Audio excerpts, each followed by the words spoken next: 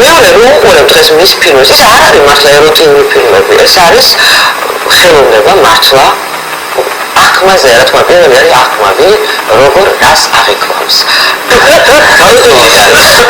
რამდენიმე ფილმია, რომელიც თქვენი მონაწილეობით გადაიღო რეჟისორმა შოთა კალანდაძემ, სადაც თქვენი ძალიან თავამი სცენებია.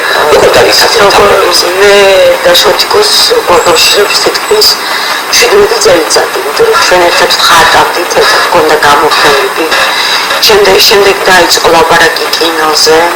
და მე ასე ვთქვათ, დავიწყეთ ლაპარაკი კინოზე, რომ შემიძლია დაიწყო კინოს გადაღება რაღაცა და მართლაც დაიწყო ამის ინტერესი გაუჩნდა.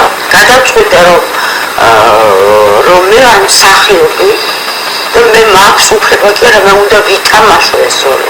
მე უნდა მქონდეს ესეთი როლი ნათამაშე. თუმცა სახეობების ერთი ნაწილი მაინც უარსამობს გავს თამამი როლი. არა, ეს არის კომპლექსი.